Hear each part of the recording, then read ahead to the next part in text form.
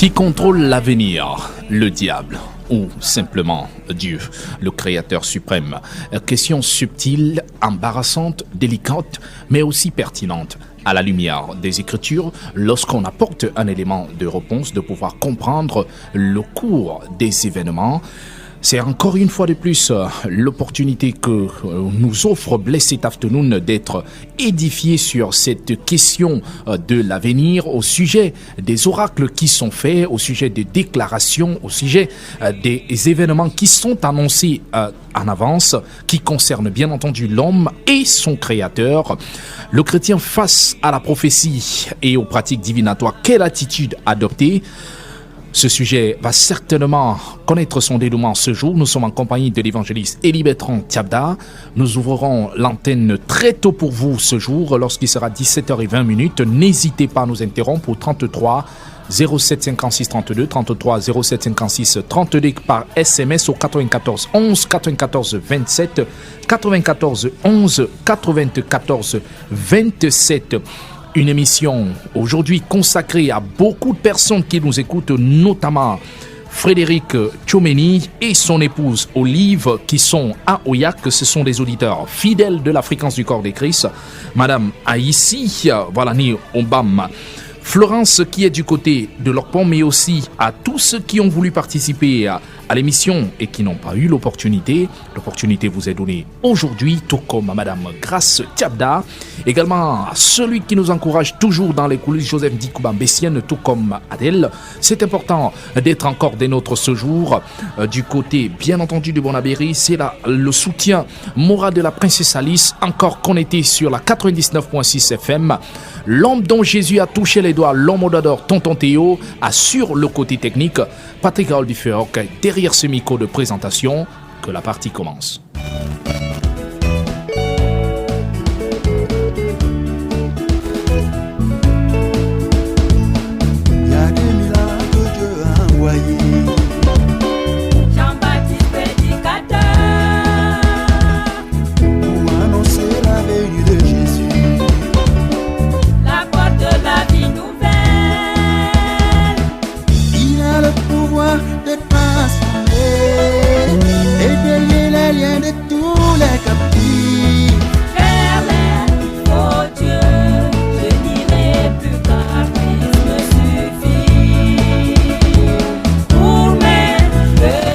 Merci à Tonton Théo. Nous sommes en compagnie de l'évangéliste Élie Bertrand Tiabda.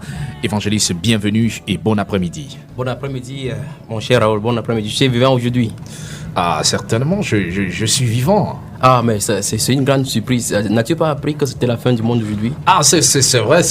Cette date avait été annoncée comme la fin de l'existence de ce monde. Mais c'est curieux, évangéliste, comment on peut comprendre ce genre de situation? Effectivement, ça rejoint exactement le thème que nous sommes en train de traiter aujourd'hui, la divination et la prophétie. Et hier, déjà, j'ai souligné le fait que Satan ne peut pas deviner l'avenir. Voici une preuve ultime pour savoir de telles choses, que le 21 décembre qu'ils avaient fixé, ça par rapport au calendrier Maya n'a pas eu lieu. Et on peut voir clairement que tous ceux qui ont cru, il y en a des gens. Je vais te raconter une histoire pour que nos auditeurs en soient également édifiés. Ah oui. C'est que hier soir, il y a une sœur, c'est une fille à qui on annonce la parole de chaque fois. Oui. Mais au fur et à mesure, quand on avançait avec la parole, elle doutait. Alors, mais qu'est-ce qui se passe? Elle s'est dit, hier soir, c'est très important d'accepter Christ là maintenant. Il faut qu'elle parte se faire baptiser, sachant que la fin du monde était aujourd'hui. Donc, elle s'est engagée, sachant que si la fin du monde venait à s'arrêter, alors à cause de cette incidence. Bon, alors, ce qu'il faut dire, c'est que plusieurs personnes ont cru à cet événement. Oui. Plusieurs personnes, y compris des chrétiens. Oui. Puisque j'ai rencontré des chrétiens qui me posent la question, à quand la fin du monde, véritablement, est-ce que c'est qu'on dit, est-ce que c'est vrai? En fait, c'est pour cela que, si tu permets à l'introduction comme ça, d'abord... Allez-y, vous êtes là pour ça. Pour ne pas être impoli, je dis d'abord bonsoir à tous les auditeurs qui nous écoutent, tous ceux qui sont dans les lieux qui ne peuvent même pas appeler la Radio Bonne Nouvelle, mais qui nous écoutent ce soir. Donc, je voulais donc entrer dans la Bible pour montrer qu'il faut que les gens soient vigilants aux prophéties qui sont données. Et je rends grâce à Dieu que ce thème vient rejoindre quelque chose de si grossier qui se passe dans le média. Par exemple, nous prenons notre Bible dans le livre des Actes des Apôtres pour commencer par là. Oui. Dans Actes des Apôtres au chapitre 1. Actes des Apôtres au chapitre 1. Au verset 6 et 7. Alors, c'est l'histoire de la résurrection du Seigneur Jésus-Christ. Après 40 jours, il s'est montré à ses disciples. C'était le dernier jour où il devait monter. Alors, la Bible déclare, alors les apôtres réunis, ici dans Actes des Apôtres, chapitre 1, le verset 6. Alors, les apôtres réunis lui demandaient, Seigneur, est-ce en ce temps que tu rétabliras le royaume d'Israël? Il leur répondit, ce n'est pas à vous de connaître les temps ou les moments que le Père a fixés de sa propre autorité. Oui. Donc Jésus dit ici que ce n'est pas à l'humanité de connaître les temps que Dieu a fixé de sa propre autorité. Alors la divination, bien qu'on veuille nous faire croire que la divination n'avait pas pour but de sonder l'avenir, voici une preuve. Par l'astrologie, par les calendriers mayas, on essaie de sonder ce qui se passe. Et j'aimerais bien attirer l'attention des uns et des autres que, pour dire ceci, nous tous, nous regardons vers le ciel. C'est ce qui est curieux. Les magiciens regardent vers le ciel, les chrétiens regardent vers le ciel. Mais le but, la focalisation, ce sur quoi on se focalise. Remarquez bien que les scientifiques regardent vers le ciel. Oui. Les morts, lorsqu'on enterre même quelqu'un, le visage s'est tourné vers le ciel. Alors nous, les chrétiens, nous regardons ici vers le ciel. Nous attendons notre souverain, notre sauveur Jésus-Christ.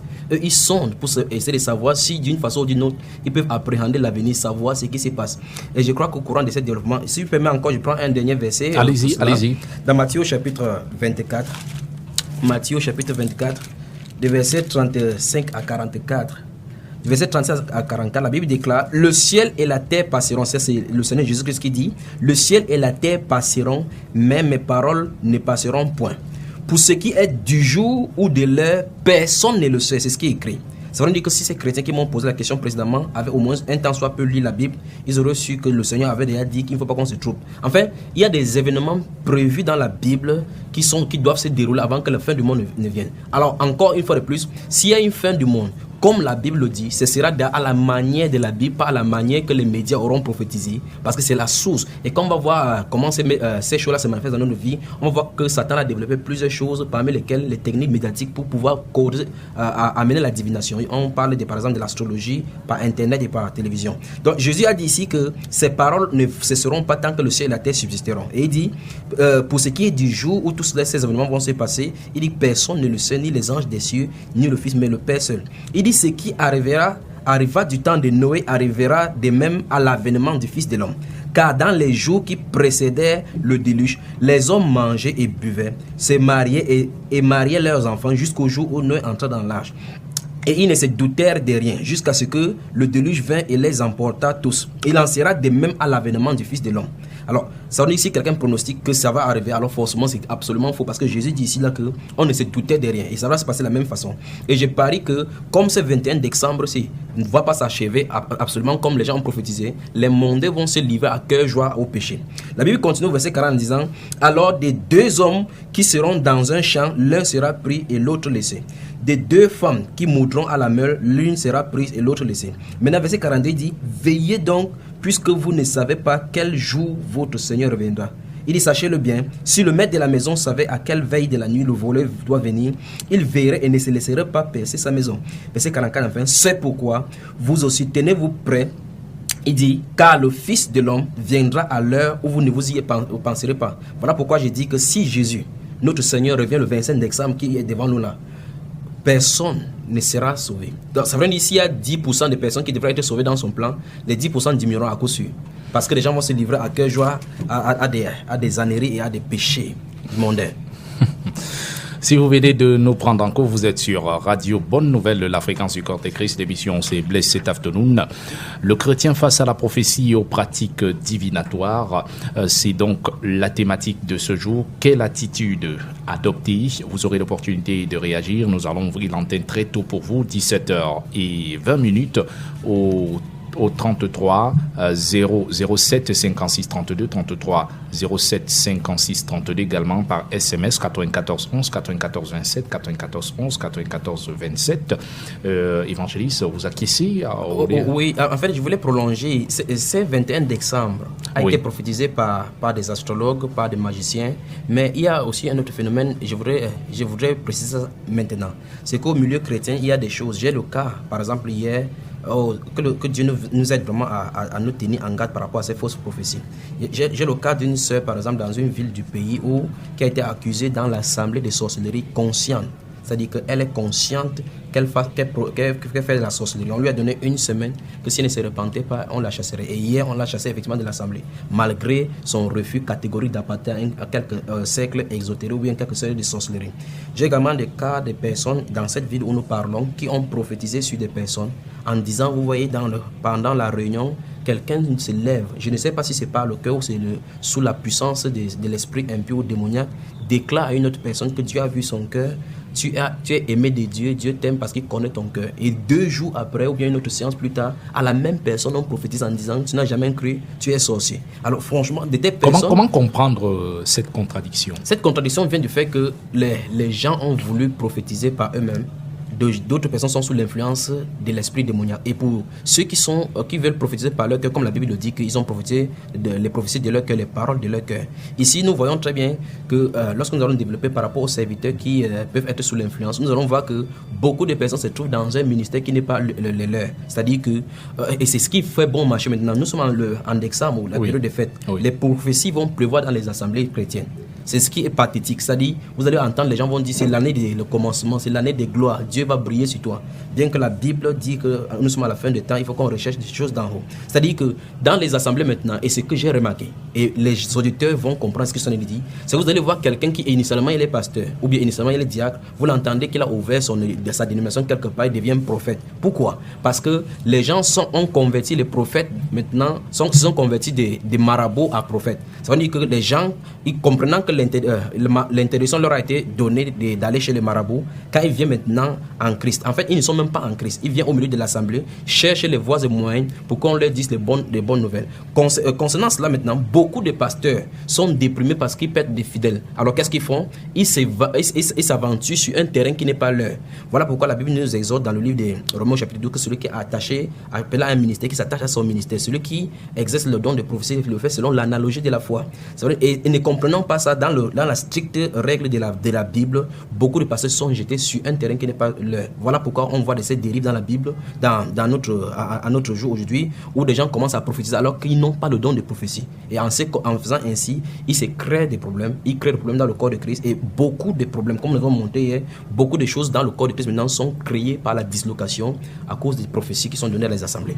Je reste avec vous sur ce que vous expliquez notamment, oui. Parce qu'il y a des choses qui sont difficiles à comprendre et des faits aussi qui sont difficiles à expliquer. Est-ce que vous pouvez nous dire, évangéliste Elie, comment un chrétien néophyte peut remarquer que celui qui est en face de lui, bien que parlant au nom de Dieu ou de la part de Dieu, même s'il s'appuie sur la Bible, est un vrai ou faux prophète? En fait, Dieu a répondu à plusieurs endroits de la Bible à cette question. Oui. Voilà pourquoi hier je disais que toute personne qui se dit chrétien se doit de méditer, lire et méditer la parole de Dieu afin de donner le pouvoir au Saint-Esprit de pouvoir utiliser ces paroles pour lui montrer que ces choses-ci n'est pas de Dieu. Oui. Alors, et remarquons que dans le livre de 1 Samuel chapitre 15, le verset 23, la Bible dit que la désobéissance à sa parole est aussi coupable que la divination. Donc si nous ne prenons pas la parole de Dieu telle qu'il a donnée, nous sommes autant coupables que ceux qui pratiquent la divination.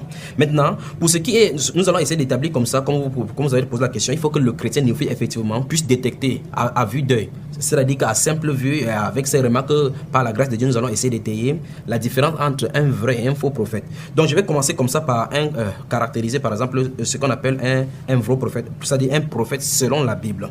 Alors, un vrai prophète de Dieu conduit toujours les gens dans la parole. Ceci est très important. Il conduit toujours les gens dans la parole. Il ne va jamais au-delà de la parole écrite. C'est-à-dire qu'il ne contredira jamais la parole du Seigneur. Si nous prenons par exemple un exemple dans la Bible pour que les gens en voient clairement. Allez-y, vous êtes là pour ça. En fait, on va parler rapidement pour donner le temps aux auditeurs d'intervenir. Oh oui. Donc, si nous prenons le cas de Balaam dans le livre des Nombres chapitre 22 et suivant, nous voyons très bien comment Balaam, on le paye, et on va voir les conséquences de cela, paye pour qu'il vienne prophétiser sur Israël, pour maudire Israël. Or, initialement, Dieu a prophétisé sur Israël en disant, béni soit celui qui te bénira et maudit soit celui qui te maudira. Alors si Balaam était connecté véritablement à Dieu, à la source, il saurait que on ne peut pas bénir ce que Dieu a maudit, on ne peut non plus maudire ce que Dieu a béni. La preuve, quand il a voulu bénir, maudire n'importe comment, le Saint-Esprit lui a donné la bénédiction parce que Dieu ne peut pas changer sa parole. C'est pour dire que quand quelqu'un est sous la puissance du Saint-Esprit, quand quelqu'un est dirigé, est prophète de Dieu, il ne peut pas contredire ce que la parole écrite a dit. Sinon, on prend également maintenant le cas de Samuel, le prophète Samuel dans le livre de 1 Samuel chapitre 3, le verset 19, la Bible déclare: Samuel ne laissait pas tomber aucune parole de Dieu par terre. Donc ça veut dire que Samuel gardait la parole de Dieu dans sa totalité. On prend encore en similitude comme ça le cas de Michée, fils d'Endim, dans le livre de 1 Roi au chapitre 22, avec les prophètes théologiques qui sont sortis de l'école de prophètes qui étaient de l'autre côté, dans l'autre camp. Ceux-là prophétisaient qu'il faut que Akab monte à Ramoth en Galate avec Josaphat, ils auraient la victoire. S'ils avaient été au conseil de Dieu, s'ils avaient été prophètes vraiment de Dieu, ils sauraient que dans le chapitre 16 jusqu'au chapitre 18, Élie avait prophétisé initialement que c'est là-bas que Akab serait mort, mourra, et puis le sang de Jézabel serait réché sur le champ de Jézabel, là où elle a versé le sang. Alors c'est pour dire ceci: la même source qui produit la parole chez un prophète donnera la même parole par rapport à la même situation la prochaine fois. C'est-à-dire que si un prophète prophétise quelque chose venant de Dieu, il quitte la scène, un autre prophète, par rapport à ces situations-là, prophétisera la même chose. Si quelqu'un dit quelque chose de contradictoire, c'est là le signe que Dieu n'est pas avec lui. Donc, c'est pour cela qu'il dit: un vrai prophète guidera les gens dans la parole et ne contredira jamais la parole écrite. Il parle quand Dieu lui commande de parler.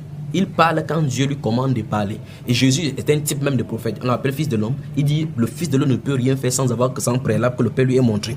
Dans Amos chapitre 3, par exemple, le verset 8, la Bible déclare que si le Seigneur l'Éternel parle, qui ne prophétisera?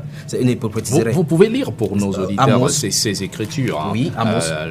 Le temps de comprendre que vous appuyez sur la Bible. Oui, dans Amos chapitre 3, le livre des prophètes Amos. Amos chapitre 3, le verset 8. Les auditeurs peuvent prendre également à la maison pour suivre.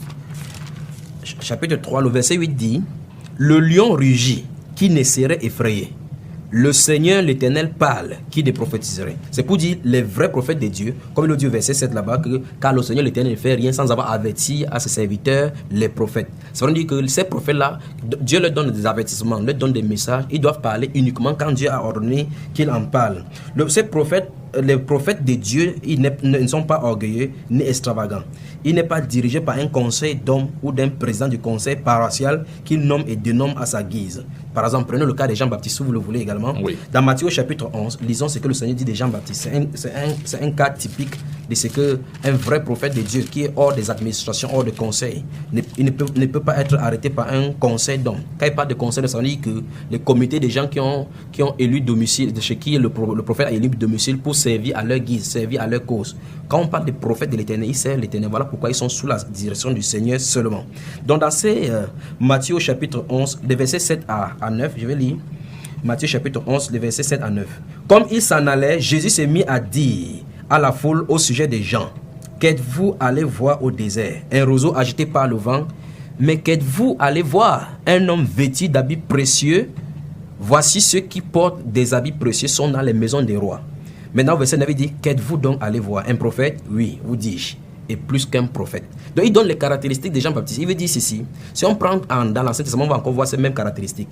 Michée, fils d'Endim, là, est en aparté. Élisée et Élie sont en aparté, alors que les autres prophètes sont entièrement au service d'une communauté qui leur donne de la nourriture, des choses luxueuses, des choses de la vie, de l'orgueil de la vie. Et ils s'en débarrassent particulièrement par rapport à la parole de Dieu, voulant dire ce que le roi peut entendre ou bien aimerait entendre.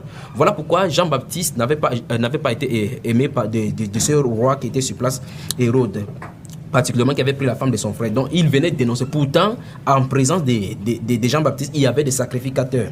Donc voilà pourquoi il dit que le vrai prophète n'est pas dirigé par un conseil d'homme ou d'un président de conseil paroissial qui nomme ou dénomme à sa guise. Mais dans le prophète également, il connaît que la prophétie ne manque pas de lui. Alors il est humble. Alors ici, il faut vraiment qu'on explique cela. Allez-y, on veut comprendre cette humilité. Voilà, donc l'humilité, c'est ceci. Ce que nous remarquons maintenant aussi sur la scène religieuse aujourd'hui, c'est que les prophètes ce qu'on appelle prophète aujourd'hui, si on est à l'écoute du Saint-Esprit, on verra très bien que ces prophètes-là prophétisent par un autre esprit pour amener les gens à sa gloire. Voilà pourquoi vous voyez très bien, aujourd'hui, les gens sont attachés à une dénomination parce qu'il y a un tel prophète là-bas. Ils ne vont pas parce qu'il y a la parole de Dieu, ni parce que Dieu parle là-bas, et par crainte de Dieu, ils vont pour écouter la parole de Dieu. Ils vont parce qu'on va prophétiser des choses qui sont agréables à leurs oreilles. C'est-à-dire que, lesquelles, par exemple? Par exemple, sur le matériel, comme on va toucher maintenant, on va toucher en profondeur. Allez-y. Mais ce qu'il veut dire, c'est que les pasteurs, les prophètes de Dieu sont humbles, comme le cas de Daniel dans Daniel chapitre 2. Mais aujourd'hui, les prophètes prophétisent par un autre esprit. C'est cela, ça se montre lorsque les gens viennent vers eux. Quel est cet esprit? Ils reçoivent l'adoration qui est réservée à Dieu. Et nulle part dans la Bible, si vous étudiez la vie des prophètes depuis Abraham... Vous allez nous parler de la vie de ces prophètes. Ok, à tout à l'heure. Donc, lisons Daniel au chapitre 2, et voyons ce que Daniel dit.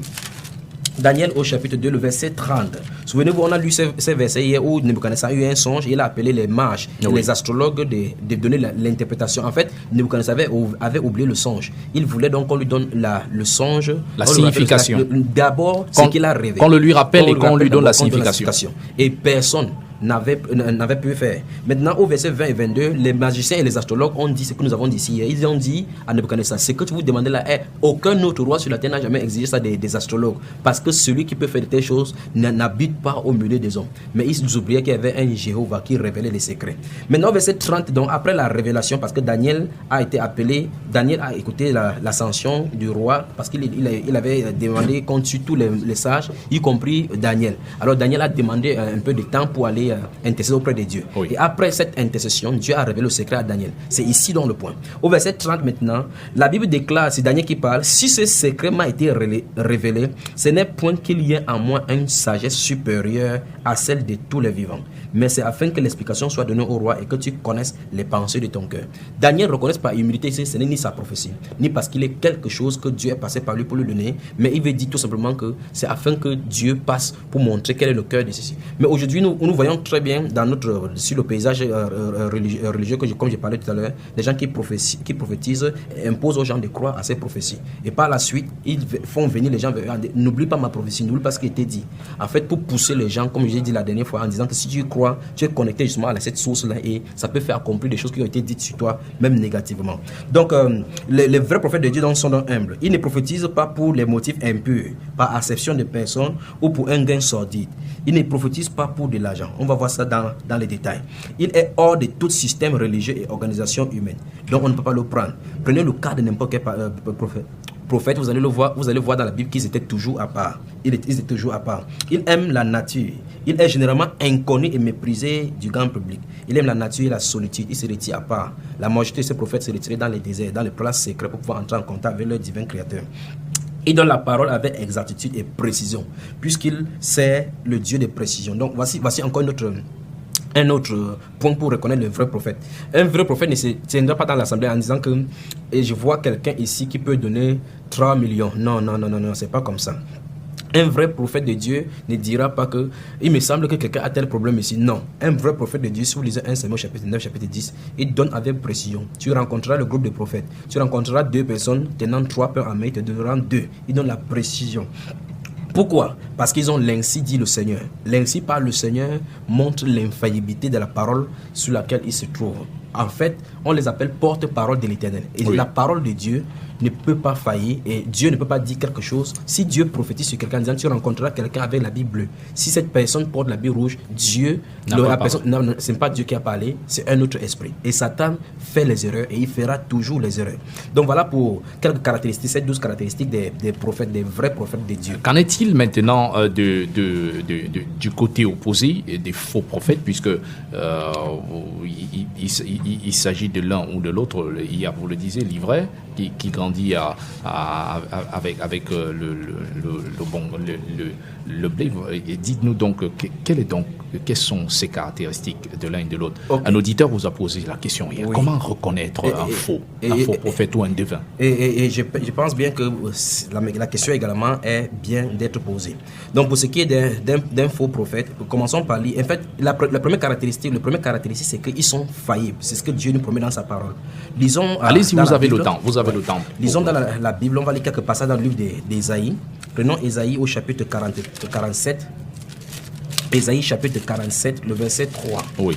Chapitre 47 de Ésaïe, le verset 3, la Bible déclare: ta nudité sera découverte et ta honte sera vue. J'exercerai ma vengeance et je n'épargnerai personne. C'est ce que Dieu dit. Maintenant, au chapitre 44, il dit: ta nudité sera mise en exergue. Alors, chapitre 44, le verset 25 et 26, le verset 25 et 26 du chapitre 44 du livre d'Ésaïe. La Bible déclare: j'anéantis les signes des prophètes des mensonges. C'est Dieu qui promet. Dieu promet qu'il va anéantir les signes. Ils vont prophétiser, ça ne marchera pas. Et je proclame insensés les devins. Je fais reculer les sages et je tourne leur science en folie. Et je confirme la parole de mon serviteur. Tout à l'heure, nous avons dit que la caractéristique des serviteurs de Dieu, c'est que des prophètes de Dieu, c'est que Dieu confirme l'exactitude de la chose. Il dit: et j'accomplis ce que prédisent mes envoyés. J'ai dit de Jérusalem: elle sera habitée, et des villes de Juda. Donc, au verset 25, là-bas, il dit: il a anéanti les signes des prophètes. C'est Dieu qui nous a donné. Maintenant, lisons également le chapitre 8. Chapitre 8, ça veut dire que c'est une promesse que Dieu nous dit qu'il va anéantir des signes. Ça veut dire que, quelles que soient les prophéties que quelqu'un fait, n'étant pas de Dieu, Dieu va s'atteler à ce que ça ne s'accomplit pas. Nous pouvons également voir cela en exemple, si vous permettez. Allez-y, dans vous êtes là pour ça. De 1 roi au chapitre 17 et chapitre 18, lorsque nous voyons la démonstration, la confrontation de la puissance de Dieu sur le mont Carmel, nous voyons très bien que les prophètes de Baal et d'Astarté qui sont réunis sur le mont pour s'opposer à Élie font quelque chose. Ils faisaient de l'offrande et Dieu dit, Élie les a lancé un défi: le Dieu qui répondra par le feu sera l'Éternel. Alors, qu'est-ce qu'ils ont fait? Ils se sont aventurés à faire l'offrande et ils criaient fort. Et Élie, se moquant de dit: peut-être votre balle d'or. En fait, il y a quelque chose qu'il faut qu'on comprenne. C'est que si ces personnes n'avaient pas confiance en leur puissance spirituelle, ils ne s'aventuraient pas là-bas. Si c'était dans le faux, je veux dire, s'ils n'avaient pas souvent des manifestations physiques, spirituelles, physiques et palpables, ils ne s'aventuraient pas. C'est parce que au préalable, ils avaient eu toujours des manifestations physiques. Dans le cas de Pharaon, on peut voir comment il lance son bâton et le bâton se transforme effectivement en serpent. Ils peuvent changer effectivement l'eau en sang. Ça veut dire qu'ils ont effectivement une puissance. Et il faut dire aux gens que quand Satan a péché dans le ciel, Dieu l'a chassé, Dieu n'a pas dépouillé Satan de sa puissance. Parce que Dieu ne se répond pas des dons et ses appels. Quand il a donné à Satan cette puissance depuis la création, il l'a laissé avec la puissance, sachant qu'il est la toute puissance. Voilà pourquoi Satan peut donc, par ses enchantements, pervertir la création de Dieu par cette puissance que Dieu lui avait donnée à la création. Donc, quand Élie dit au prophète de Baal: manifestez votre force pour qu'on voie votre Dieu, c'est parce que Dieu avait lié comme la promesse qui a été faite ici là. Si Dieu n'était pas assez puissant pour lier le Dieu de Baal, le feu serait descendu. Dieu voulait montrer par confrontation que leur Dieu qui sait, c'est un Dieu qui est mort. Donc lisons, c'est vraiment merveilleux que les auteurs comprennent que notre Dieu va toujours démasquer et faire voir à ses enfants les véritables faux prophètes. C'était une parenthèse avant de poursuivre, évangéliste, mais cette écriture dont vous faites référence révèle un peu autre chose. On voit les prophètes de Baal, ils sont près de 400, mais Élie est seul. Il est seul. Qu'est-ce que cela signifie? Alors, voilà pourquoi je dis dans ces caractéristiques des prophètes véritables de l'Éternel, c'est pour dire qu'ils sont rares. Les véritables prophètes de l'Éternel sont rares. Et il faut aussi souligner autre chose. Il faut de la grâce spéciale de Dieu pour reconnaître un vrai prophète de Dieu. Parce qu'ils sont méprisés. Les prophètes de Dieu, véritablement, sont généralement rejetés par la grande majorité. Particulièrement par les gens qui sont dans le système religieux. Si un vrai prophète de Dieu vient, et remarquez que j'ai dit que les prophètes de Dieu viennent pour chaque fois que les hommes ont péché devant Dieu. Si vous lisez Juge au chapitre 6, à partir du verset 6 jusqu'au verset 10, la Bible déclare qu'Israël péchait et Dieu les livrait entre les mains des Philistins. Ils criaient à l'Éternel. L'Éternel les suscitait des prophètes pour les faire ramener à la parole. C'est la même chose que Élie dit dans un roi, chapitre 18, le verset 18 également, où Élie dit: jusqu'à quand clocherez vous à droite? Si Baal est Dieu, allez vers lui. Si c'est Dieu, retournez à Dieu. Donc c'est pour dire que chaque fois que Dieu suscitait un vrai prophète, il les a fait toujours retourner à la parole. Voilà pourquoi donc les gens haïssent de telles personnes, parce qu'il dit toujours ce que la grande majorité des personnes ne s'attendraient pas à ce qu'on entende. Donc dans cet exemple de mon Carmel, on voit clairement que le petit nombre est du côté de Dieu et le grand nombre est du côté de Dieu. Et pour montrer également que les faux prophètes sont en grand nombre par rapport aux véritables serviteurs de Dieu qui sont les prophètes. Mais il y a une promesse que Dieu a donnée, comme j'ai dit, par rapport aux faux prophètes. Dans Ésaïe chapitre 8, le verset 19, la Bible déclare: si l'on vous dit, consultez ceux qui évoquent les morts et ceux qui prédisent l'avenir, qui pousse des sifflements et des soupirs. Répondait: un peuple ne consultera-t-il pas son Dieu? S'adressera-t-il aux morts en faveur des vivants? C'est pour dire clairement qu'il faut qu'on discerne que c'est la voie de la perdition. Donc, les caractéristiques premières d'un faux prophète, c'est l'infaillibilité. Maintenant, pour qu'on puisse voir ces caractéristiques, c'est vrai que de façon palpable, on ne peut pas regarder quelqu'un avec... La faillibilité ou l'infaillibilité? Je voulais parler de la faillibilité, pardon. Donc, la faillibilité par rapport à ces faux prophètes. Maintenant, pour que quelqu'un puisse regarder la faillibilité, il faut qu'il étudie, par exemple, les paroles que celui-là a déjà données pour voir si ça a été faillible ou pas. Comment? Maintenant, ça veut dire qu'en écoutant, quand les gens assistent à des réunions, si les gens lisent les Écritures, franchement, avec des choses que... Voici par exemple, nous avons dit tout à l'heure, voici la fin de l'année. Les gens ont prophétisé des choses, vont prophétiser des choses. L'année dernière, ils ont prophétisé des choses. Alors maintenant, si on ne voit pas ces choses s'accomplir, il faut qu'on comprenne que cette personne est un faux prophète. Parce qu'à cause si Dieu avait prophétisé quelque chose par rapport à l'année, ça s'accomplirait comme il a dit. Si Dieu dit au milieu de l'année.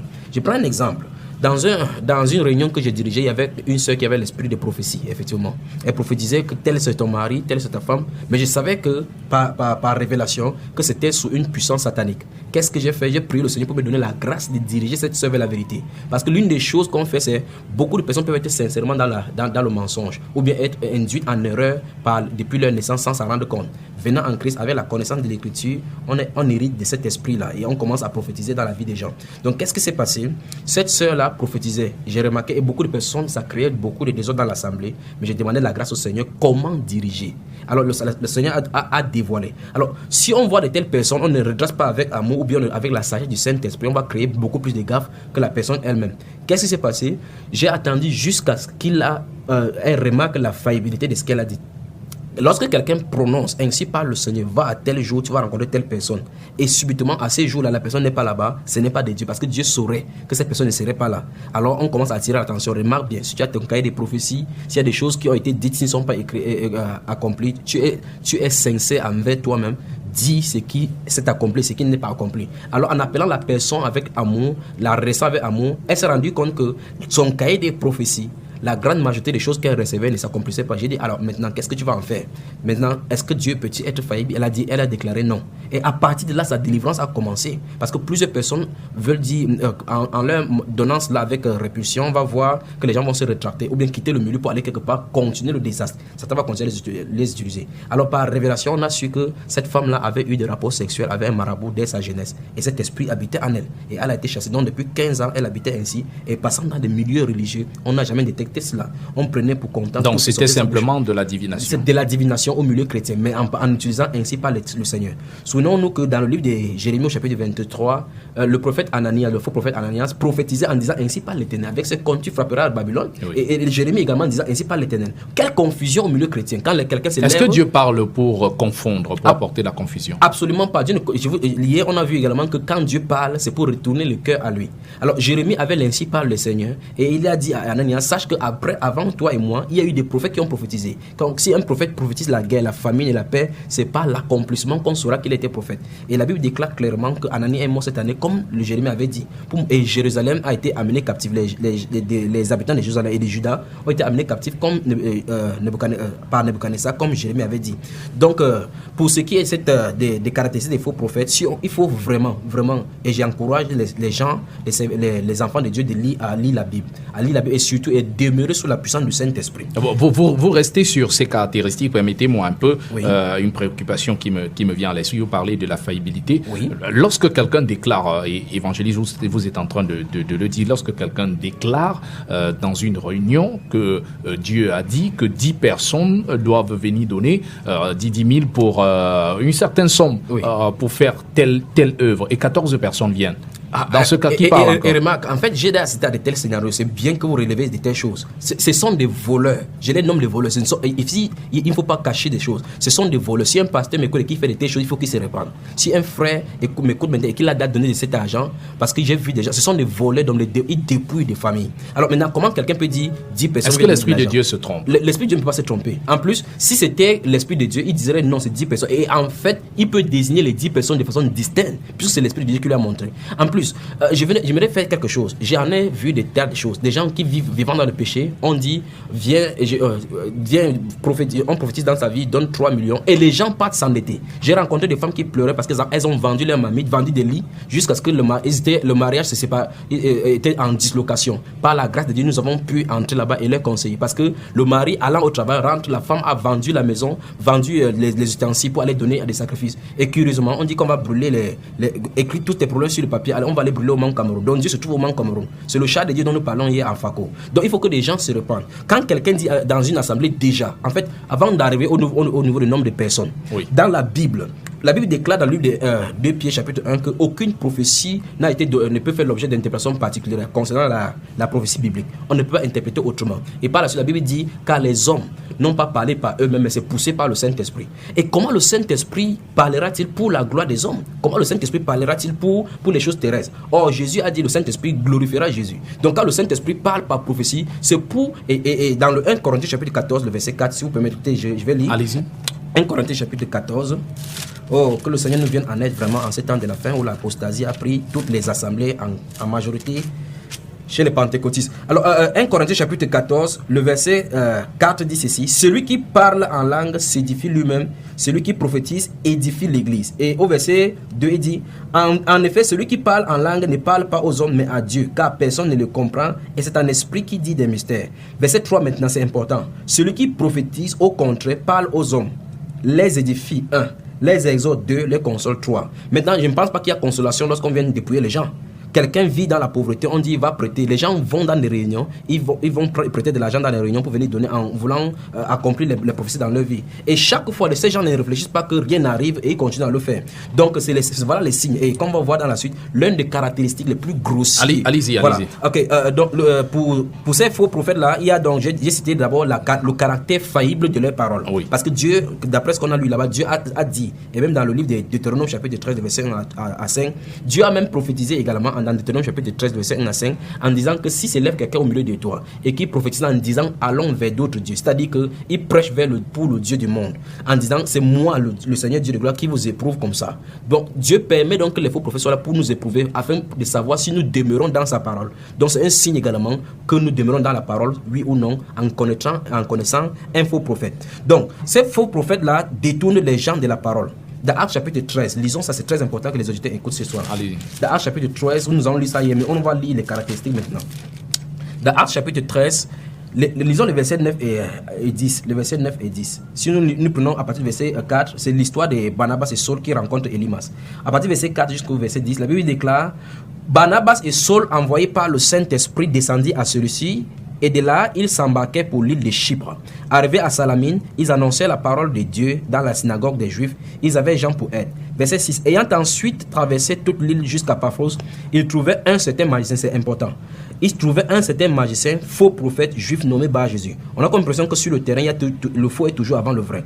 Un certain magicien, faux prophète juif nommé Bar-Jésus. Il s'appelait fils de Jésus pour séduire encore les gens. Qui était avec le proconsul Sergius Paulus. Voici encore le signe. Remarquez très bien. Il avait le proconsul pour montrer très bien que les faux prophètes aiment toutes les positions. Vous allez entendre de telles personnes dire toujours que je suis ami avec le délégué. Le président, j'ai son contact. Je suis ami avec le président du conseil d'administration de telle société. Je suis, en fait, parce qu'ils veulent des relations. Il dit, la Bible déclare que l'homme qui était avec le proconsul Sergius Paulus, au verset 7, homme intelligent. Ce dernier fit appeler Barnabas et Saul et manifesta le désir d'entendre la parole de Dieu. Mais Élymas, le magicien, car c'est ce que son nom signifie, leur faisait opposition, cherchant à détourner de la foi le proconsul. Voilà pourquoi j'ai dit, chaque faux prophète cherche à détourner les gens, malgré les paroles qu'il va donner, malgré les chimères qu'il va opérer, malgré son acte de magicien pour détourner.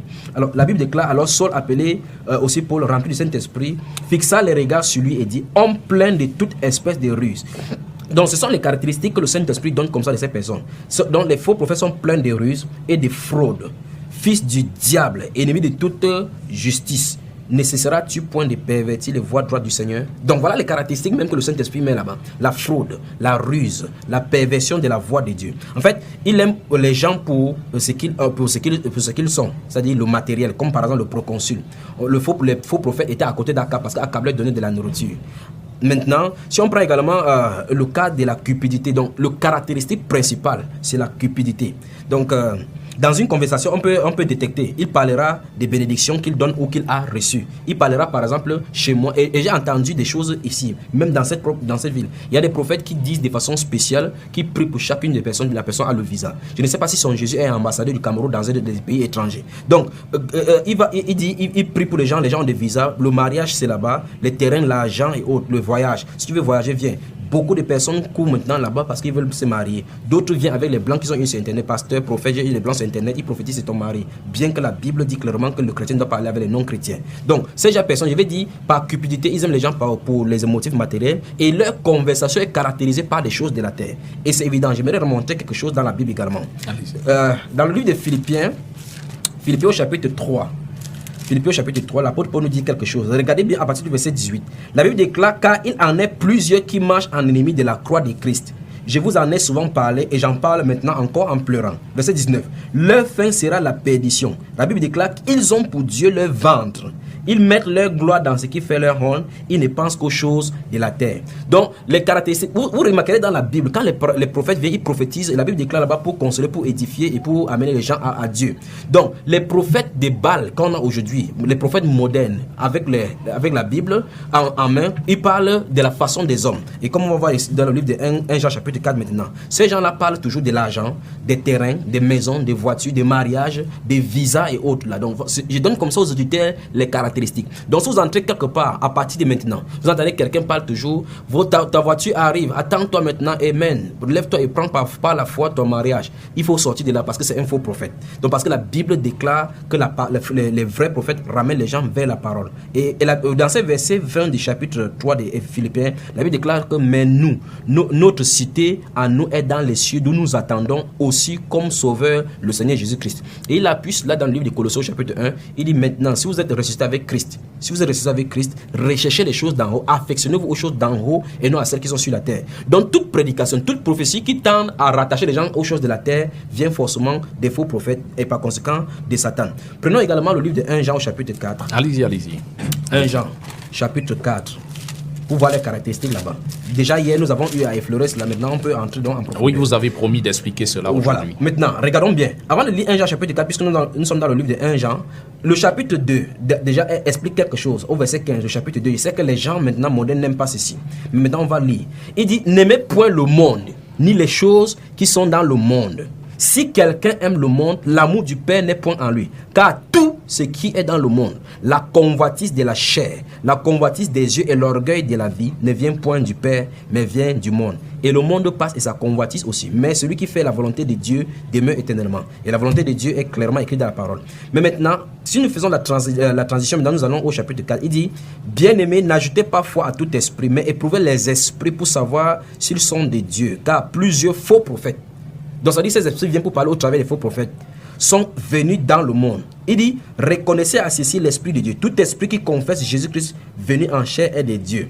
Et tout esprit qui ne confesse pas Jésus n'est pas de Dieu. J'aimerais bien qu'on s'attelle sur ces versets pour bien expliquer cela. Qu'est-ce que cela signifie? Si nous regardons dans le livre des Actes des Apôtres au chapitre 19, à partir du verset 13, où on parle de ces 7 fils de Sceva, qui ont vu comment l'apôtre Paul délivrait les gens. Ils ont commencé également à vouloir délivrer. Pourtant, ils n'étaient pas en alliance avec le Seigneur Jésus-Christ. Ils ont voulu chasser ces démons en disant, nous te conjurons de sortir au nom de Jésus et de que Paul prêche. Alors, c'est pour dire que quelqu'un peut bien prononcer le nom de Jésus, parler de la parole de Dieu, mais ce n'est pas de cette confession dont la Bible parle. La Bible dit qu'il faut qu'on suive quelqu'un jusqu'à la fin. Parce que les satanistes, les faux prophètes dévieront toujours. Parce que Jésus-Christ est la pierre angulaire, que lorsqu'on bâtit ces corps, c'est Jésus-Christ est la pierre angulaire. Et ils vont se heurter.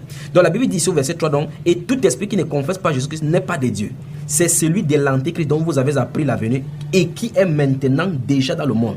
L'apôtre Paul écrit ici plusieurs années, c'est-à-dire en 95 après Jésus. Donc, maintenant nous sommes en plus de 2000 ans plus tard. Donc, s'ils avaient été là déjà dans le monde, comme ils peuvent maintenant, ils se sont bien développés et tissés dans la société. Maintenant, verset 5 maintenant, il dit, eux, ils sont du monde, c'est pourquoi ils parlent d'après le monde et le monde les écoute. Voilà donc le signe parfait.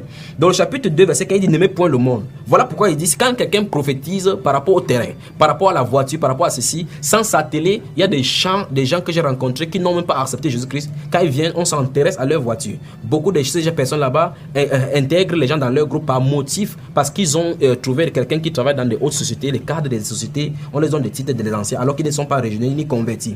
Alors il parle d'après le monde. Voilà pourquoi il faut qu'on regarde bien leurs paroles. Comment on parle d'après le monde? Quand il parle d'après le monde, j'avais dit tout à l'heure là que ceux-là prophétisent sur les choses matérielles. Même leurs prédications, vous pouvez regarder leurs prédications. L'essentiel de leurs prédications seront sur les offrandes, les dîmes, les sacrifices d'oiseaux, le sacrifice de Gédon. J'en ai vu également des gens qui on leur a demandé de donner les sacrifices d'oiseaux.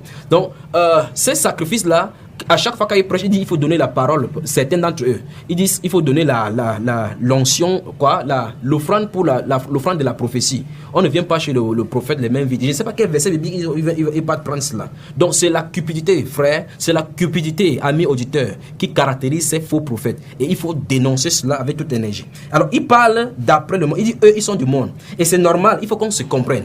Les gens, le Saint-Esprit vient du haut. Et j'aimerais bien m'asseoir ici pour expliquer quelque chose aux gens.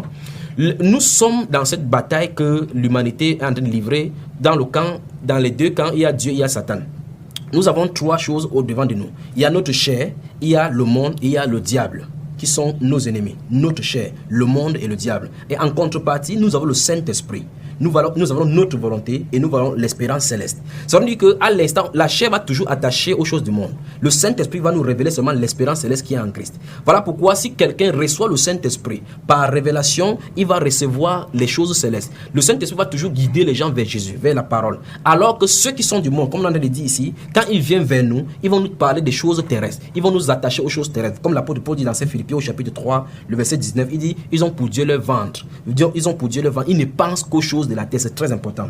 Et la Bible déclare que ceux qui sont du monde les écoutent. Maintenant, verset 6, il dit, nous sommes des dieux. Celui qui connaît Dieu, voilà le problème, nous écoute. Celui qui n'est pas de Dieu ne nous écoute pas. Et en fait, c'est une prophétie que la grande majorité doivent suivre aujourd'hui. Puisque dans le livre de 1 Timothée chapitre 4 et 2 Timothée chapitre 4, il dit clairement que l'Esprit dit expressément que dans les derniers temps, les gens abandonneront la foi pour s'attacher à des doctrines des démons et à des exercices séducteurs. Donc, beaucoup de personnes vont vouloir écouter les fables. Et Dieu le sait. Voilà pourquoi vous allez voir dans les personnes vont bien écouter ceci, ne voulant pas lire la parole de Dieu, vont dire mon prophète c'est tel. Même si ça n'arrive pas, il ne se pose pas la question sous quelle source celui-là me connecte. Donc, il faut qu'on vérifie. Le verset 6, la dernière partie dit quoi? C'est par là que nous connaissons l'esprit de la vérité et l'esprit d'erreur. Donc, Dieu nous dit clairement ici qu'on discerne les paroles qui sortent de leur bouche, leur façon de vivre, leur prédication. Ils vont parler d'après le monde. Et ceux qui sont du monde vont les écouter. Mais nous qui sommes de la vérité, Jésus avait dit dans Jean chapitre 17, verset 17, il dit, Père, sanctifie-les par ta parole est la vérité. Donc, si quelqu'un a l'esprit de vérité, le Saint-Esprit, il parlera d'après la parole de Dieu. Il ne consacrera pas les gens en cette fin de temps, la dernière époque où nous sommes en train de vivre les dernières heures de cette terre-ci, encore l'énergie en concentrant les gens sur les choses de la terre. Alors, le faux prophète également, si vous voulez qu'il continue, il est également inconsistant dans la parole. C'est-à-dire qu'il sort un verset de son contexte et puis il va toujours appliquer aux offrandes et à de l'argent. Quel que soit ce qu'il va faire, sa prédication tournera autour du matériel. C'est ce que Dieu a promis. L'essentiel de sa prédication se reposera donc dans les choses terrestres, ce qui est normal, puisqu'il sert le prince de ce monde. Le prince de ce monde connaît les choses de ce monde. Chacun doit dire ce qu'il connaît. Satan peut dire les choses de ce monde parce qu'il connaît ce monde. Il est le prince de ce monde. Si quelqu'un prêche de la part de Dieu, le Saint-Esprit connaît les choses d'en haut. Il va dire les choses d'en haut. Donc, lisons par exemple 2 Pierre. 2 Pierre au chapitre 2. On va voir les caractéristiques également là-bas clairement. Ça veut dire que je vous ai dit au départ que Dieu nous a répondu ces questions-là dans la Bible à plusieurs endroits. Allez-y. Maintenant, dans le livre de 2 Pierre au chapitre 2, il est écrit: il y a eu parmi le peuple des faux prophètes, et il y aura de même parmi vous de faux docteurs qui introduiront des sectes pernicieuses et qui, régnant le maître qui les a rachetés, attireront sur eux une ruine soudaine. La Bible déclare, voici encore le verset 2, qui est une prophétie pour notre époque. Il dit, plusieurs les suivront dans leur dissolution. C'est-à-dire que maintenant que nous sommes de parler, les gens vont écouter, ils vont toujours aller vers eux. Pourquoi? Parce que c'est la prophétie de Dieu. Plusieurs les suivront dans leur dissolution et la voix de la vérité sera calomniée à cause d'eux, à cause des faux prophètes, à cause des faux prophètes. Maintenant, verset 3, écoutez comment ça commence. Par cupidité.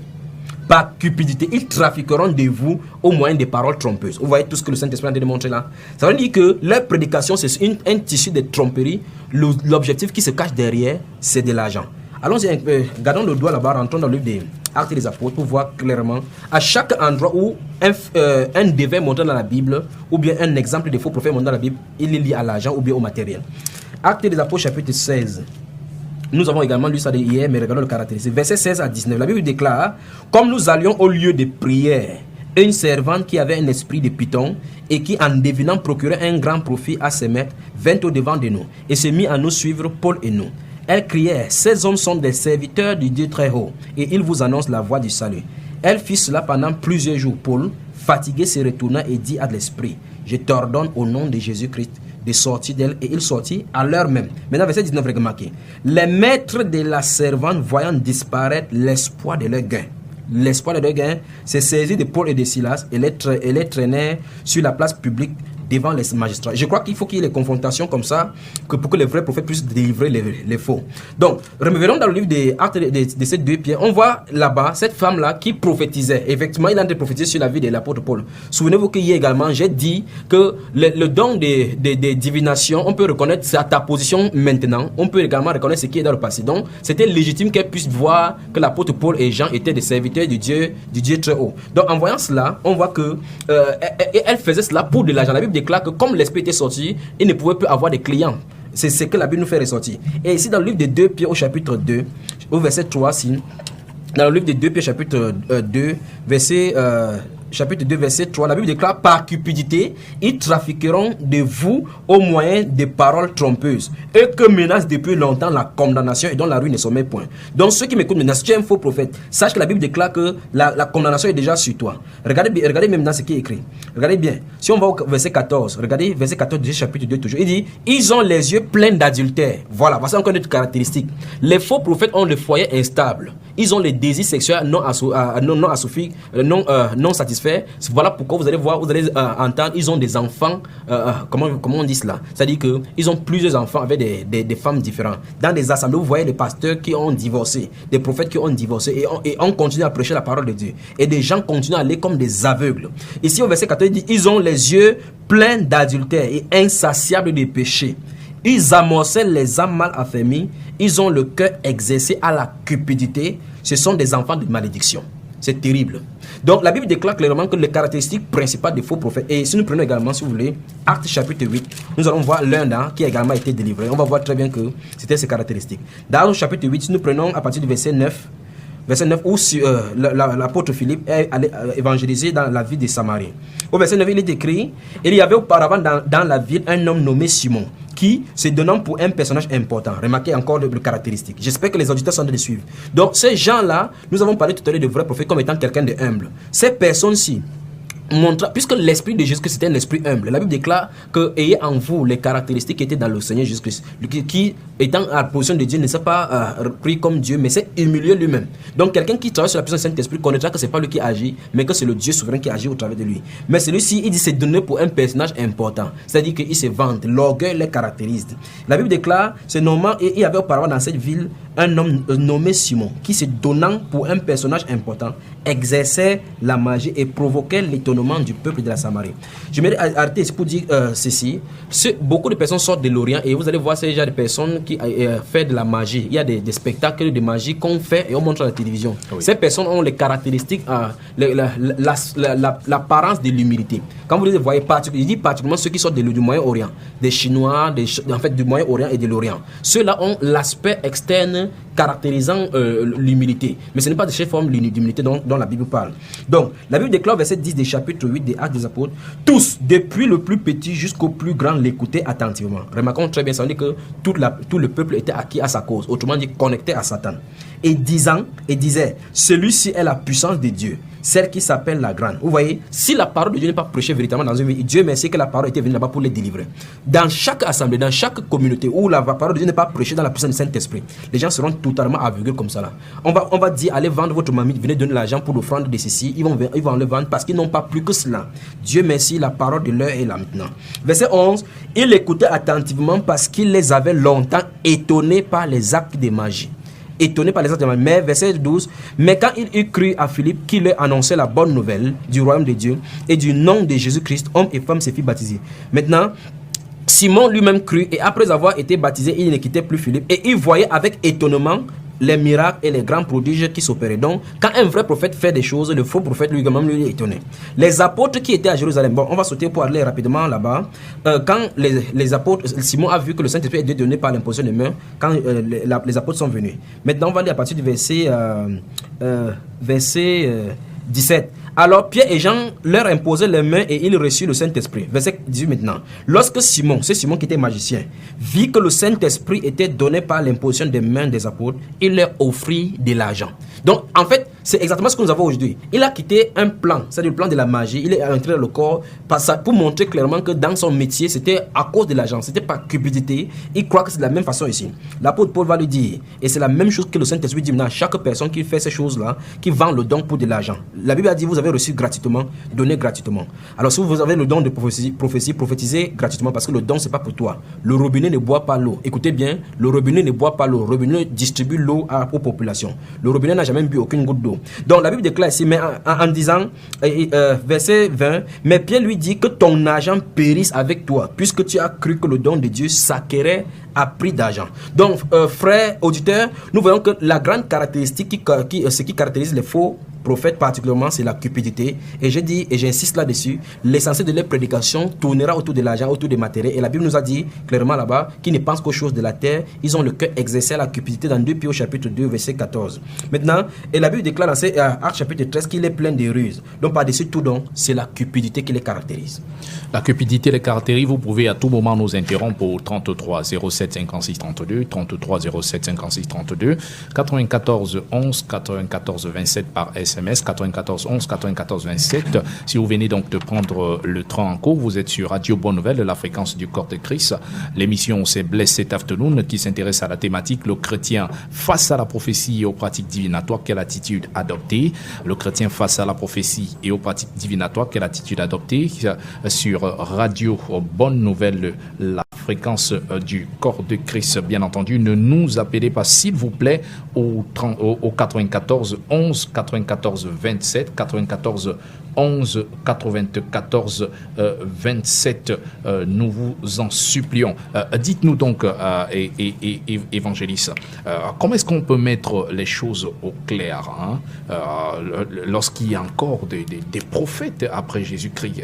Comment est-ce que c'est possible de mettre les choses au clair? En fait, il y a plusieurs courants religieux. Je crois que c'est la question également la bienvenue parce qu'il faut remettre les choses au clair. En fait, il faut expliquer aux gens qu'il y a encore des prophètes après le Seigneur Jésus-Christ parce que beaucoup de courants religieux ne croient même pas aux prophètes. Beaucoup de courants religieux ne croient pas aux prophètes ni aux autres ministères. En fait, ils croient seulement aux dons ministériels des pasteurs.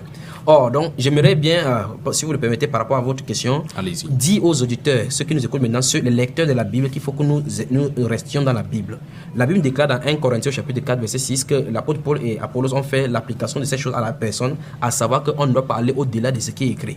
Et l'apôtre Paul avait dit dans Galates chapitre 1, verset 8 et 9, que si quelqu'un vous annonce un autre évangile, y compris eux-mêmes, autre que ce qui est écrit, même si c'est un ange du ciel, qu'il soit maudit, c'est-à-dire anathème. Donc, beaucoup de personnes pensent qu'il n'y a plus de prophètes de nos jours. Beaucoup de personnes, dans beaucoup de millions, on croit qu'il n'y a plus de prophètes. En fait, beaucoup de personnes se basent sur les versets de Matthieu chapitre 24 que nous avons lu, où il y aura des faux prophètes, et de Matthieu chapitre 7, il dit plusieurs. Mais est-ce que ça veut dire que les vrais vont disparaître? C'est exactement ce qu'il veut expliquer, c'est-à-dire qu'il ne peut jamais avoir de faux sans le vrai. Dieu n'a jamais laissé son peuple dans l'obscurité. Même s'il a laissé, si nous prenons par exemple de Malachie à Matthieu, il y a eu 400 ans de fossé où il n'y a pas de prophète, mais c'était dans son plan pour faire susciter Jean-Baptiste afin que le cœur revienne à lui. Donc, Dieu n'a jamais laissé son peuple sans prophète. Dieu a toujours donné le prophète. Et pour ce qui est de l'église du Nouveau Testament maintenant, dans le livre d'Éphésiens chapitre 4, la Bible déclare que le Jésus qui est descendu dans le profondeur de la terre, c'est lui qui est monté. Il a fait les dons aux hommes. Et la Bible déclare qu'il a donné les dons aux hommes. Il a établi dans l'église, premièrement, les apôtres, les prophètes, les évangélistes, les pasteurs, puis les docteurs. Les 5 ministères ont été donnés. La Bible nous explique que ces 5 ministères, ces 5 dons ont été donnés à l'Église pour le perfectionnement des saints en vue de l'œuvre de leur ministère, jusqu'à ce que nous soyons parvenus tous à l'unité de la foi. Donc ce verset nous explique que les chrétiens seront toujours là, les prophètes, les apôtres et tout autre ministère sera là, les 5 ministères-là seront là jusqu'à ce que nous soyons parvenus à l'unité de la foi que le Saint-Esprit va lui-même concocter. Donc tant que ces 5... Évangéliste, pour poursuivre dans ce que vous dites, en tant qu'être humain faillible, a-t-on le pouvoir et la capacité de pouvoir décréter la fin d'une chose que Dieu a établie? Il a établi ses ministères. Est-ce qu'on a le pouvoir? C'est malencontreusement... C'est une aberration? C'est une aberration. Et ce n'est pas étonnant, puisque l'apôtre Pierre va dire que l'apôtre Paul a écrit des choses qui sont difficiles à comprendre dans ses lettres, dans lesquelles beaucoup de personnes tordent le sens, comme ils tordent le sens de certaines choses de l'écriture. Et parlant de tordre le sens, beaucoup de personnes prennent des versets dans la Bible dont je vais donner dans 1 Corinthiens par exemple, au chapitre chapitre 13, le verset 8. Les gens utilisent cela pour dire les dons, les prophéties cesseront, et effectivement ça cessera. Et quand ce qui est parfait sera venu, ce qui est partiel disparaîtra. Donc c'est dans ce livre de l'apôtre Paul que les gens utilisent pour dire que les prophètes ne sont pas là. Permettez qu'on prenne ce premier auditeur. Au téléphone, allô, bon après-midi. Allô, bon après-midi. Voilà, l'auditeur s'en est allé. Allez-y, évangéliste. Donc, je dis donc que cette altération de l'écriture vient 33, permettez-moi de rappeler, 33 07 56 32, 33 07 56 32, vous pouvez à tout moment nous interrompre au 33 07 56 32, également par SMS 94 11 94 27 94 11 94 27, je reprends 94 11 94 27 94 11 94 27. Vous écoutez Radio Bonne Nouvelle de la fréquence du corps de Christ. L'émission c'est Blessed Afternoon. Au téléphone, allô, bon après-midi. Allô, bon après-midi. Voilà, quelques problèmes de communication. Allez-y, évangéliste. Donc je dis donc que pour montrer aux gens, il faut qu'on soit au clair. Ce n'est pas parce que la Bible a dit qu'à la fin des temps, il y aura des faux prophètes. La Bible n'a pas dit à la fin des temps, il n'y aura que des faux prophètes. Il faut bien préciser cela. Donc il y en a des authentiques encore. Et dans les caractéristiques prophétiques, dit qu'ils sont rares, véritablement. Et dans le passé, la Bible nous enseigne clairement qu'ils sont rares. Mais maintenant, je vais donc mettre l'accent sur le fait qu'après le Seigneur Jésus-Christ, après la montée au ciel, la Bible déclare qu'il y a eu des prophètes. Je vais prendre 2 passages de l'Écriture où les gens utilisent pour tordre effectivement le sens. Allez-y. Prenons Matthieu chapitre 11. Matthieu chapitre 11, nous avons lu ça tout à l'heure, parlant de Jean-Baptiste. Et on va lire, il faut que les auditeurs comprennent pourquoi les gens tordent le sens ainsi. Au verset 11, le verset 11 à 13, la Bible déclare: je vous le dis en vérité, parmi ceux qui sont nés des femmes, il n'en est point paru de plus grand que Jean-Baptiste. Cependant, le plus petit dans le royaume des cieux est plus grand que lui. Verset 12, depuis le temps de Jean-Baptiste jusqu'à présent, le royaume des cieux est forcé, et ce sont les violents qui s'en emparent. Verset 13 maintenant, car tous les prophètes et la loi ont prophétisé jusqu'à Jean. Voici le verset 13 de Matthieu chapitre 11 où les gens utilisent pour dire les prophètes sont arrêtés à Jean. Donc, alors quand les gens disent comme ça sans avoir lu la Bible dans sa totalité, beaucoup de personnes les suivent sans s'en rendre compte. Mais maintenant, si quelqu'un affirme que les prophètes, il n'y a plus de prophètes après Jésus, alors si on voit dans la Bible, on voit qu'après Jésus, il y a eu des prophètes, alors forcément cette assertion est fausse. Pour montrer que Dieu, les dons prophétiques et les ministères prophétiques que Dieu a donnés, c'est pour l'Église jusqu'à ce que toute l'Église de Dieu, selon son plan à lui, soit arrivée à l'unité de la foi selon Ephésiens 4, verset 11 à 17. Donc prenons donc maintenant quelques exemples dans la Bible après Jésus pour montrer qu'il y a eu des prophètes. Allons-y dans le livre des Actes des Apôtres particulièrement, puisque c'est là où l'Église commence, la manifestation physique de l'Église commence. Dans Actes des Apôtres chapitre 13, le verset 1 déjà du chapitre 13 des Actes des Apôtres nous dit beaucoup de choses. La Bible déclare qu'il y avait dans l'église d'Antioche. Ici, souvenez-vous au verset 1 tout à l'heure que nous avons lu chapitre 1, on a vu comment Jésus-Christ allait et il a dit aux disciples: attendez ici, ce n'est pas à vous de connaître le temps et les lois, le moment où Dieu a fixé sa propre autorité. Oui. Donc, Jésus dit comme ça, il monte, il s'assoit à la droite de la majesté divine. Maintenant, le Saint-Esprit descend à partir du chapitre 2 sur l'église. L'église est née, la manifestation physique de l'église est née. Au verset 13, chapitre 13, maintenant, il est écrit: il y avait dans l'église d'Antioche des prophètes et des docteurs, parmi lesquels Barnabas, Simeon appelé Nigus. Il y avait aussi parmi eux maintenant Saul, les Tarses. Donc ça dit que la Bible nous dit qu'il y avait des prophètes et des apôtres là. Maintenant, si nous lisons également le chapitre 15, le verset 32. Chapitre 15, le verset 32. Au chapitre 15, il y a eu cette conférence de Jérusalem où les gens sont réunis. Après, on a fait le résumé final où on a distribué. Voilà, un auditeur au bout du fil. Allô, bon après-midi. Il s'en est allé, allez-y. Ok, donc je disais donc après la conférence de Jérusalem, donc, les anciens et les apôtres sont réunis pour trouver un consensus pour regarder la ligne doctrinale selon le Saint-Esprit. Et ils ont donc chargé des lettres maintenant à des personnes. Au verset 32, on lit Jude et Silas. Jude et Silas qui étaient eux-mêmes prophètes. C'est le Saint-Esprit qui écrit. Oui. Les exhortaient et les fortifiaient par plusieurs discours. Allô, bon après-midi. Allô? Oui, allô, bon après-midi. Je vous appelle comment, s'il vous plaît? C'est la sœur Christelle de... Voilà, Christelle, est-ce que vous pouvez parler un peu plus fort? Vous semblez être très timide. Je suis la sœur Christelle depuis du Longuet. Oui, allez-y, posez votre question, on vous écoute. Je voudrais savoir comment reconnaître les vrais prophètes. Comment reconnaître les vrais prophètes? Voilà, cette question venait d'être largement répondue. Merci Christelle pour cet appel au 33 07 56 32 33 07 56 32 par SMS 94 11 94 27 94 11 94 27. Évangéliste, peut-être en une minute, vous allez certainement résumer cette préoccupation de Christelle. Voilà, une autre préoccupation. Au téléphone, allô, bon après-midi. Bonsoir, pasteur. Bonsoir, madame. Je vous appelle comment, s'il vous plaît? de la part de la sœur Yvonne de Nabéringwele. Oui, allez-y Yvonne, allez-y, on vous Je écoute. voudrais féliciter les baptistes. Oui. Et je vous dis aussi, s'il peut sortir ça sur cassette pour que nous puissions acheter. Voilà, on ne vend pas, on ne vend déjà pas. Voilà, on ne vend déjà pas. Appelez-nous à la fin de cette émission. Appelez à la fin de cette émission lorsqu'il sera 18h. On donnera donc la conduite à suivre. Merci, Sœur Yvonne, pour cette préoccupation. 33 07 56 32. Il n'y a pas de commercialisation déjà et c'est important d'apporter cette précision. 33 07 56 32. 33 7 56 32. Également par 94 11 94 27. 94 11 94 27. Christelle de Bidonguet. Oui, en fait, je pense que si Christelle nous a suivis depuis le début, Bien entendu. avant d'attendre d'autres auditeurs... Oui, allez-y. Ok, allez-y. donc Christelle et toute autre personne qui vient nous recevoir maintenant, j'ai dit, et j'ai eu le temps d'entrer en profondeur, j'ai dit, un vrai prophète de Dieu conduit toujours les gens à la parole. Il ne va jamais au-delà de la parole écrite. Il ne considérera jamais la parole de Dieu. Donc si quelqu'un vous donne une prophétie qui contredit un tant soit peu la Bible. Par exemple, vous êtes marié, on vous dit que votre mari c'est une autre personne alors que vous êtes marié depuis, alors cette prophétie ne vient pas de Dieu. Il faut reconnaître clairement. Et j'ai dit, l'une des grandes caractéristiques d'un prophète de Dieu, c'est l'infaillibilité de ce qu'il prononce. Parce qu'il a l'ainsi dit le Seigneur. L'ainsi dit le Seigneur ne peut pas être faillible. Donc, quand quelqu'un vous donne une déclaration et qu'il cite des choses énumérées, les choses doivent être exactement. S'il dit par exemple, vous entrerez dans une maison, vous trouverez 5 personnes, 2 seront assis, 3 debout. S'il y a 3 assis, 2 debout, alors ce n'est pas la parole de Dieu.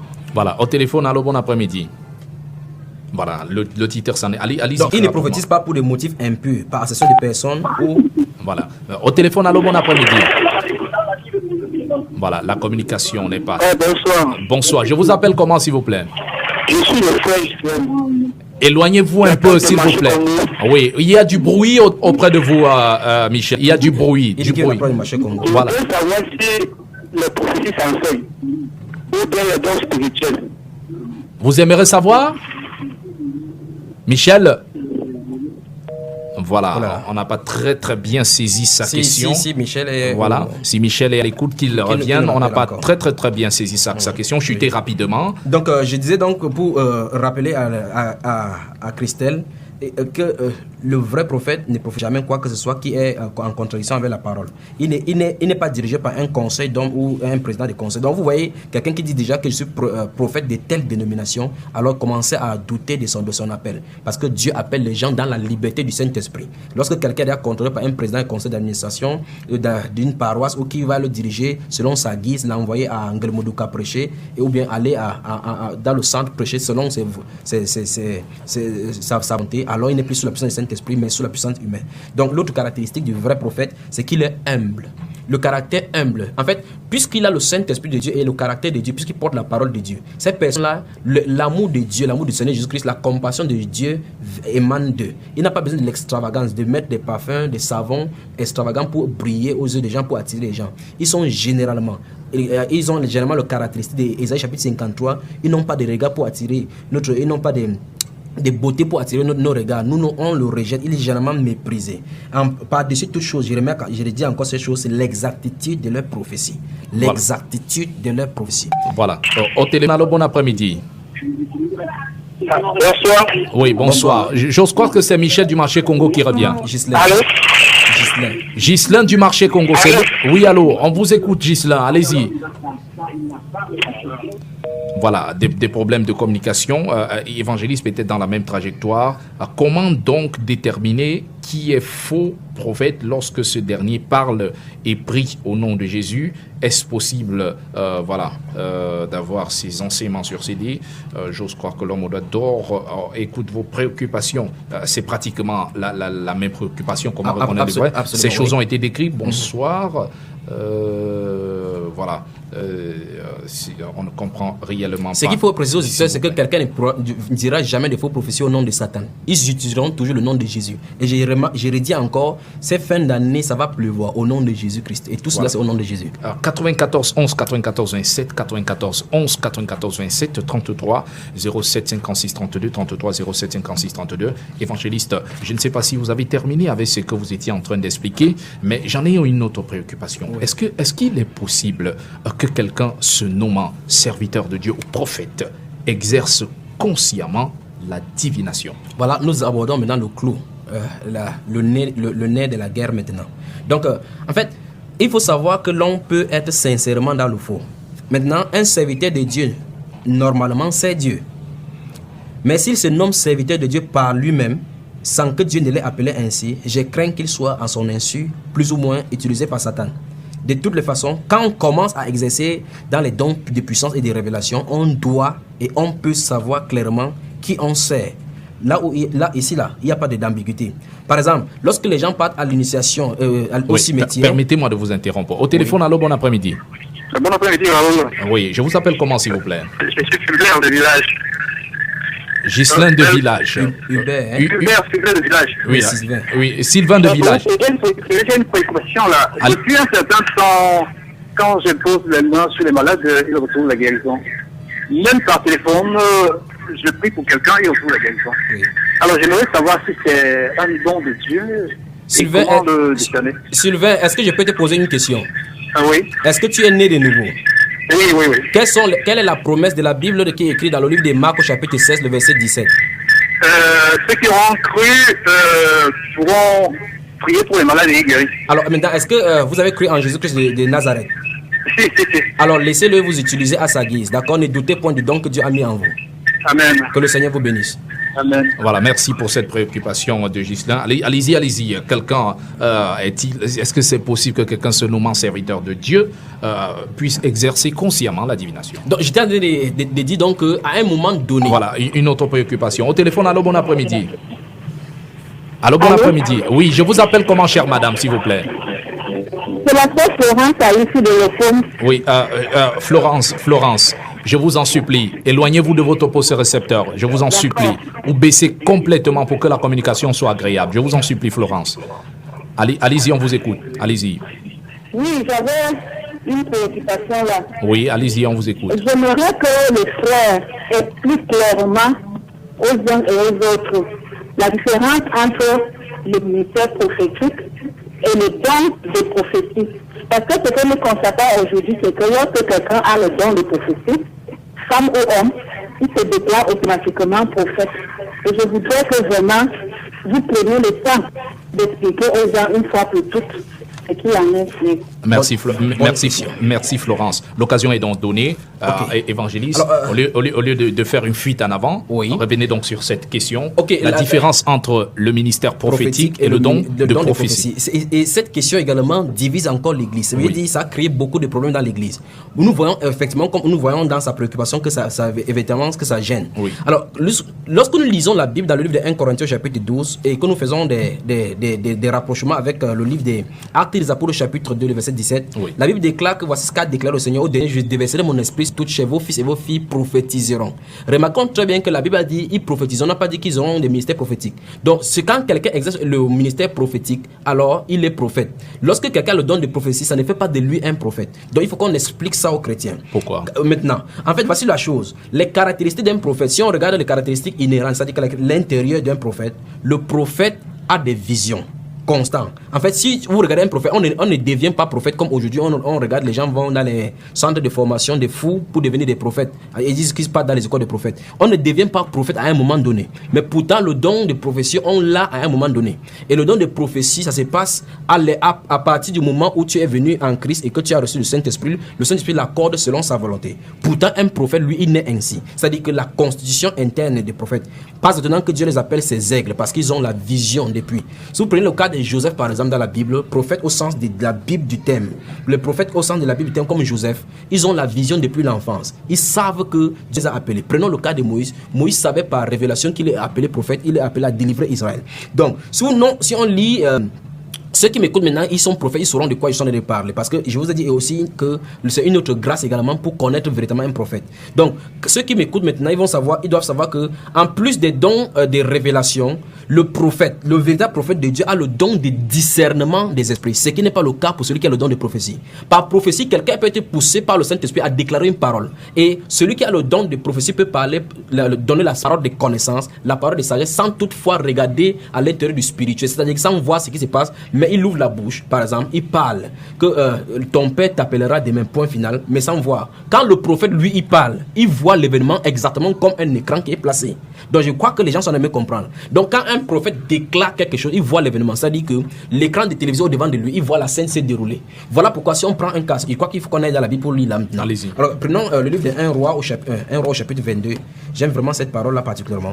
1 roi au chapitre 22, c'est cette confrontation dont on va parler maintenant entre Akab et ses disciples, Akab et ses prophètes, les faux prophètes de sa femme. Alors maintenant, lisons maintenant ce que le prophète Michée est venu et qu'il a dit. Regardons très bien.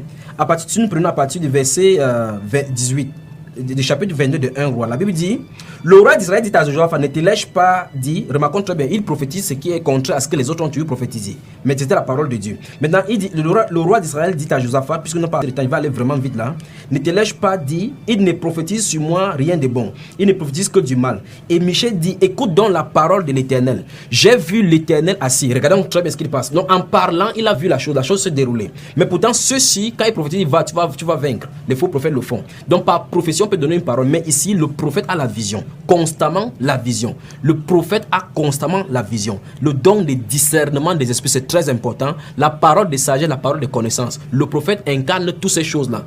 Pourtant, quelqu'un qui a le don de prophétie seulement peut ne pas avoir des visions, peut ne pas avoir des révélations ni des dons de sagesse. Mais le prophète a exactement tout ceci. Maintenant, voici ce qu'il dit. Il dit, l'Éternel, j'ai vu l'Éternel assis sur son trône. J'ai vu l'Éternel assis sur son trône et toute l'armée des cieux se tenant auprès de lui, à sa droite et à sa gauche.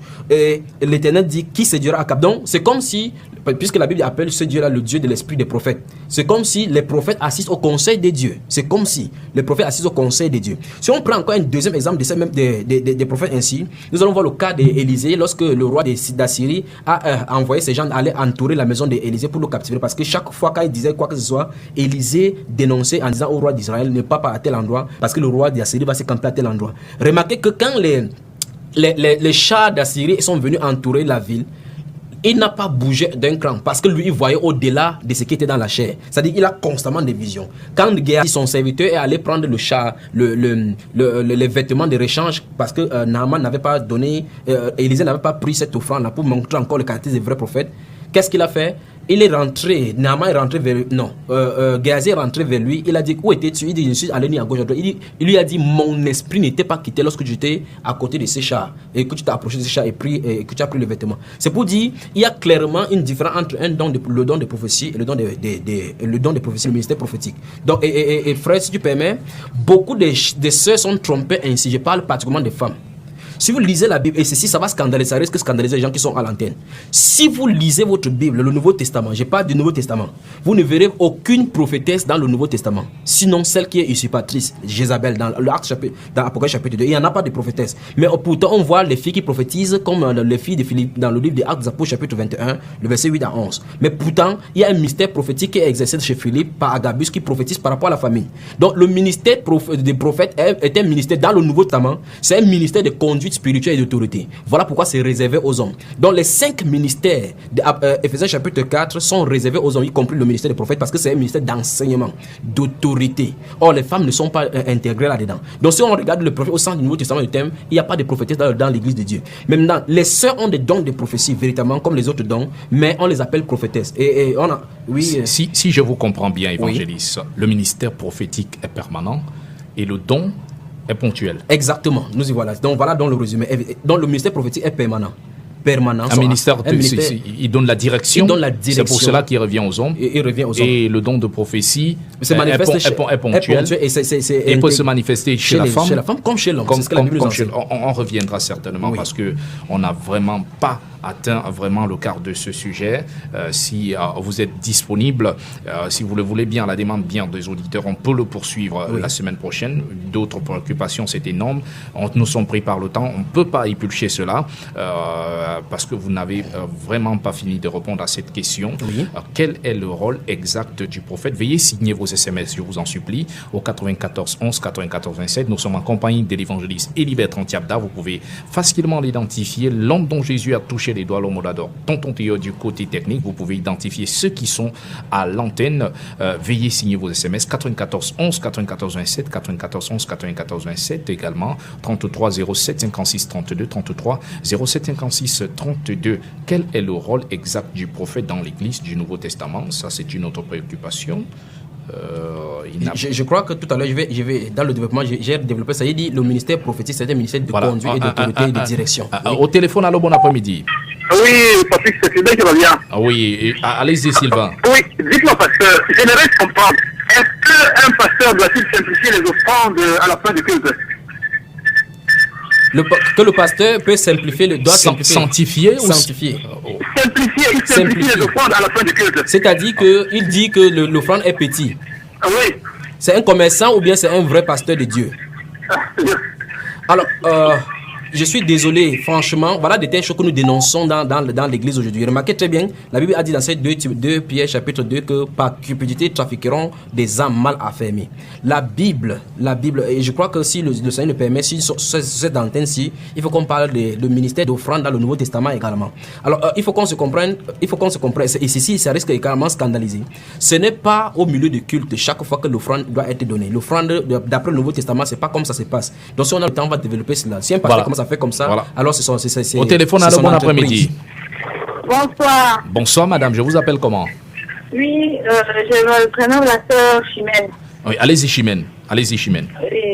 Ok, je voudrais avoir une précision, s'il vous plaît. Allez-y. Parfois, quand dans l'église, un frère peut-être obtient une promotion ou bien une sœur qui est bénie et tout, le pasteur dit que levez-vous, vous connectez à la grâce de ce frère qui a eu une promotion. Donc, soit en donnant une offrande, et lui dit parfois s'aimer pour être connecté pour avoir la même bénédiction. Je voudrais savoir vraiment si c'est spirituel ou bien si c'est vraiment... Alors, Chimène, je pose...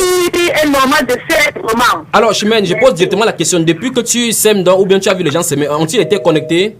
Alors, Chimène a raccroché. Ok. Donc, voilà des telles déviations qu'il y a dans l'église aujourd'hui. Donc, ce sont les caractéristiques. Je crois que ce que nous avons dit ainsi est également valable pour les serviteurs des serviteurs qui ne viennent pas des dieux. Donc, toutes les caractéristiques, par rapport à la cupidité dont nous avons fait de la démonstration aujourd'hui, valable pour les faux prophètes, c'est également valable pour les serviteurs d'iniquité qui sont entrés dans l'église aujourd'hui. Est-ce que Dieu nous connaît aux choses célestes ou aux choses de la terre? Mais c'est quand même curieux. Dans le livre d'Éphésiens chapitre 2, au téléphone, allô, bon après-midi. Baissez complètement, je vous en supplie, c'est désagréable. Baissez complètement le volume de votre poste récepteur. Allô, bon après-midi. Allô, bon après-midi. Allô. Oui, je vous appelle comment, s'il vous plaît? C'est le frère Boulain de la France. Oui, baissez le volume complètement. Oui, j'ai suivi le pasteur parler là tout à l'heure, ça m'a trop plu. Oui, je vous appelle comment? Je voudrais savoir comment on peut avoir ces coordonnées pour qu'on se voie, parce que voilà. Depuis que je suis dans le Seigneur, on cherche à connaître la vérité, on se perd de temps en temps. Voilà, cher ami, appelez-nous à la fin de cette émission, lorsqu'il sera 18h, appelez-nous à la fin de cette émission. Merci pour votre préoccupation. Voilà, je dis appelez-nous à la fin de cette émission. Voilà, merci. Merci, la réalisation s'en occupe. Bonsoir en studio. Bonsoir en studio pour juste renchérir ce que le frère est en train d'expliquer, pour ajouter que le seul moyen pour reconnaître le vrai ou le faux prophète, ce n'est pas la manifestation du miracle ou la guérison, mais par son message. Prêché. Lorsque Paul fait la rencontre de Jésus, il prêcha le royaume de Dieu. Voilà, c'est ce que dit cet auditeur. Je dis seulement Amen. Voilà, qui n'a pas signé. Une autre préoccupation, que Dieu vous bénisse, évangéliste, et vous accorde davantage l'esprit de sagesse et de révélation, car ce que vous dites est l'exacte vérité. Pierre désiré, merci pour les biscuits. Anne, qui de Luc 2, 36 à 38, était quel type de prophétesse? Ok, je crois que cet auditeur, il faut qu'on éclaircisse. Donc, j'ai bien dit dans l'église du Nouveau Testament. Voilà pourquoi il ne faut pas confondre les choses. Beaucoup de personnes lisent la Bible, ils ne peuvent pas appréhender. Et je m'attendais à cette question. Quand je dis qu'il n'y a pas de prophétesse dans le Nouveau Testament, Anne n'est pas dans le Nouveau Testament. Mon cher, tu lis ta Bible, tu vas lire dans Hébreu, il est écrit clairement que le testament ne peut pas fonctionner sans la constatation du mot de testataire. Jésus-Christ étant sur place pendant que, et en fait, c'est même à la naissance de Jésus-Christ. Nous sommes dans l'Ancien Testament là. Donc le Nouveau Testament véritablement commence dans Actes des Apôtres. C'est-à-dire que le testament de l'Église commence dans Actes des Apôtres, des actes du Saint-Esprit. Donc c'est à partir de là-bas qu'on peut commencer à regarder comment l'Église a fonctionné. Nous n'avons pas pu éplucher ce sujet. Évangéliste Bertrand, êtes-vous disponible pour les prochains jours. Il faut le préciser, une dernière préoccupation, la femme il y a une sœur qui a appelé une préoccupation au sujet des funérailles. Elle dit qu'elle est mariée à une catholique. Et son mari est un fervent catholique. Comment faire pour s'en débarrasser et ne pas frustrer son mari? Je crois qu'ici également, il faut l'enseignement, il faut particulièrement que les femmes soient enseignées par rapport à l'autorité qui est devant, qui est leur mari. Donc la Bible nous déclare au livre de 1 Pierre au chapitre 3, je crois, du verset 1 au verset 7, la Bible déclare que les maris qui ne croient pas à la parole, c'est pas le caractère de la femme qu'on doit gagner son mari. Donc, à jamais, cette femme ne doit pas quitter l'autorité de son mari elle ne doit pas se défaire de son autorité de son mari sous prétexte qu'elle est croyante. Ce qu'il faut faire, je lui donne 2 voies. La première voie, c'est de mettre en prière pour la transformation, pour que Dieu se révèle à son mari. Parce que si son mari arrive à la vérité de Jésus-Christ, il va laisser ces choses-là. Deuxième chose, elle peut prier pour créer des situations pour que son mari lui-même désiste dans de telles choses. Donc tous les âmes, c'est pas la prière, mais par-dessus toutes choses, je lui demande la soumission à son mari. Voilà, la soumission, on y reviendra certainement, ça a été beaucoup d'SMS. Bonsoir frère, est-ce que la prophétie de la femme est considérable ou doit-on consacrer une femme pasteur? Soyez bénis, c'est Basile. Bonne question également, est-ce qu'on peut enchaîner rapidement par rapport? Oui. Pratiquement, on n'a plus de temps. Bonsoir pasteur, est-ce que la dîme existe dans le Nouveau Testament? Voilà, beaucoup d'autres préoccupations. La première préoccupation est vraiment intéressante. Pour le cas de la dîme c'est pas pour le chrétien du Nouveau Testament. Donc le chrétien du Nouveau Testament donne sa totalité, la totalité du bien du chrétien appartient à Jésus-Christ. Donc la dîme, c'est pas pour le chrétien. Mais maintenant, je vais revenir sur le premier SMS là où on a parlé. Bonsoir frère, est-ce que la prophétie de la femme est considérable ou doit-on consacrer une femme pasteur? Soyez bénis. Ok, donc premier volet, est-ce que la prophétie de la femme est considérable? Nous avons dit hier que la prophétie, c'est une parole donnée à quelqu'un, à un individu ponctuel, de façon ponctuelle, et ça venait des dieux. C'est sous réserve que ça vient maintenant des dieux. Si ça vient des dieux, on doit considérer exactement comme la parole de Dieu. C'est ce qu'on doit savoir. Donc, ça veut dire que ce n'est pas parce que la personne est une femme qu'on ne doit pas considérer sa prophétie. Ce que nous voulons dire, peut-être qu'il va falloir revenir sur cette différence entre le ministère prophétique on va revenir et le don. Voilà. Donc pour les femmes pasteurs, on ne consacre le ministère pastoral. Les 5 ministères d'Éphésiens 4 ne sont pas pour les femmes. Je sais qu'il y a des femmes qui sont en train de m'écouter maintenant qui ne vont pas être contentes. Je sais qu'il y a des serviteurs de Dieu dans cette vie qui ont consacré les femmes pasteurs. Mais Dieu va vous demander de compte parce que vous avez fait quelque chose qui est contraire au principe de l'Église du Nouveau Testament. Donc, il n'y a pas de femmes pasteurs, il n'y a pas de femmes apôtres, il n'y a pas de femmes évêques, il n'y a pas de femmes anciennes dans l'Église. Acte 3, cette semaine, on vous le promet, on n'a pas pu éplucher ce sujet. Voilà, on ne peut pas rendre toutes vos préoccupations. Nous sommes arrivés donc au terme de cette partie. Merci de votre disponibilité, évangéliste. Un dernier mot avant de pouvoir sortir de cette émission. Donc, avant, si le Seigneur le permet, afin que nous retrouvions encore pour continuer ce thème, si le Seigneur le permet, je prierai vraiment les auditeurs de garder le cœur directement dans la parole. Que chacun veille en cette fin de l'année afin que le Seigneur se révèle lui-même. Il faut que chacun cherche le contact avec le Seigneur. Donc il faut que tous ceux qui m'écoutent maintenant, qui n'ont pas écouté la voix de Dieu, Jésus a dit, mes brebis écoutent ma voix. Ils écouteront seulement la voix du grand berger. Et la voix de Jésus-Christ, la façon de Jésus-Christ de parler sans ambiguïté, c'est par la parole. Donc tu peux avoir une vision, ça vient de Satan. Tu peux écouter une voix, ça vient de Satan. Mais la parole écrite est infaillible et c'est la sémence incorruptible. Donc je prie que les gens demeurent dans la parole. Que les gens demeurent dans la parole, c'est avec ce mot que nous sortons. L'acte 3, c'est la semaine prochaine. Le chrétien face à la prophétie, aux pratiques divinatoires, quelle attitude adopter? On n'a pas eu le temps d'aborder les solutions, vous avez constaté, on n'a même pas eu le temps d'éplucher comment discerner la divination dans nos vies quotidiennes. Beaucoup de préoccupations, l'attitude des prophètes de leur vie, comment ont-ils vécu? Bon, beaucoup d'autres préoccupations, on y reviendra la semaine prochaine, on vous donne rendez-vous. Merci de votre intérêt, merci à tous ceux qui ont contribué à cette émission, merci à Frédéric Tchomeni et son épouse Olive qui sont ailleurs, merci à Madame Aïssi, à Néobam Florence du côté de leur pomme. Merci à tous ceux qui ont contribué à cette émission. Ils sont tellement nombreux. Merci à Sylvain Chimène. Merci également à notre ami Michel du Marché Congo, Basile, Christelle. Ils sont nombreux. Nous ne les citerons pas. Voilà. Merci également à Enis Pilagier Bouelé et à Irindongo pour leur soutien moral. Merci également à Joseph Dikoumba Bessier et tout commandé Luyam pour leur soutien également, pour leurs encouragements. Merci également également à Madame Grace Diabda, voilà, qui nous a écouté encore ce jour. Très important. C'est donc terminé pour ce jour. Évangéliste, un dernier mot. Oui, je voulais saluer particulièrement les gens qui sont dans les périphéries, qui ne peuvent pas nous écouter, qui ne peuvent pas appeler, ceux qui ont désiré écouter cette émission ou bien participer à cette émission, et ceux particulièrement qui ont envoyé des SMS qu'on n'a pas abordés, et nous promettons par la grâce de Dieu que nous allons répondre la prochaine fois. Voilà, on va répondre la prochaine fois. Ceux qui certainement qui sont à Baninkop, à Limbe, partout. Merci d'avoir été des nôtres. L'homme dont Jésus a touché les doigts, l'homme d'or, Tonton Théo a assuré le côté technique. Patrick Raoul Bifurc, je suis ce que je suis derrière ce micro de présentation. Prenez toujours la vie du bon côté avec Jésus-Christ de Nazareth et évitez surtout d'aller en enfer. Que Dieu vous bénisse.